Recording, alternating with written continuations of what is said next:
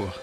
Notre méditation nous conduit au moment où Jésus va être livré par Judas, un de ses disciples, et où il va finir devant Ponce Pilate.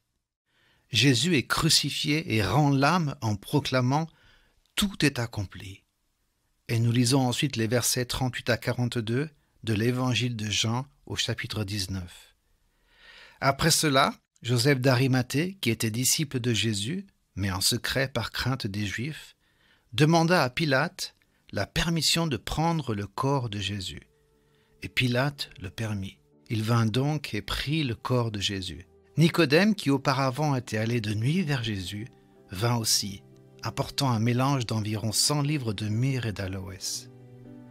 Ils prirent donc le corps de Jésus et l'enveloppèrent de bandes avec les aromates, comme c'est la coutume d'ensevelir chez les Juifs. Or, il y avait un jardin dans le lieu où Jésus avait été crucifié, et dans le jardin, un sépulcre neuf, où personne encore n'avait été mis. Ce fut là qu'ils déposèrent Jésus à cause de la préparation des Juifs, parce que le sépulcre était proche. Je veux souligner 2 choses importantes. La première, les paroles de Jésus, celles qui resteront ses dernières paroles sur cette terre avant son retour. Tout est accompli. Jésus a fait tout ce qu'il fallait faire pour te pardonner et ainsi t'ouvrir la porte du ciel.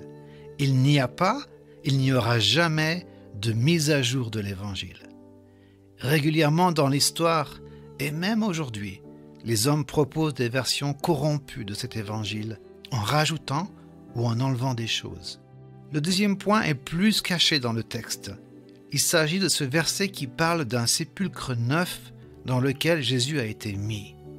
On retrouve plusieurs fois cette image forte du neuf associé à Jésus. Quelque chose qui lui est exclusivement donné.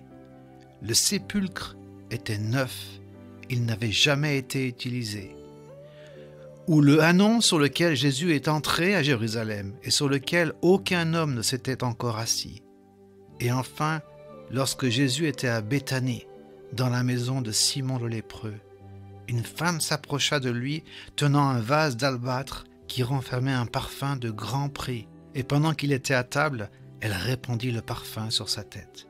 Ces 3 moments soulignent que quelque chose d'unique a été donné à Jésus, utilisé pour la première fois.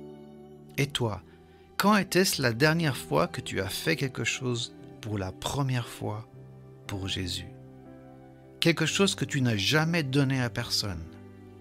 Un chant, un acte pour quelqu'un, une prière particulière, un solo de ton instrument si tu es musicien, pas forcément en public, peut-être dans le lieu secret. Il m'arrive souvent de m'enfermer dans mon studio d'enregistrement et d'improviser en disant au Seigneur, reçois ces sonorités, ces paroles, ces couleurs sonores.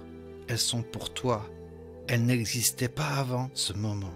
Et en retour, souvent, vient sa présence ou sa collaboration.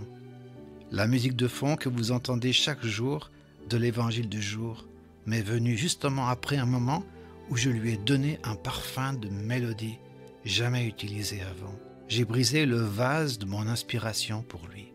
Je crois qu'il aime ça. Sois béni dans ta réflexion et dis-moi dans les commentaires ce que tu lui as donné que tu n'as donné à personne avant. À bientôt.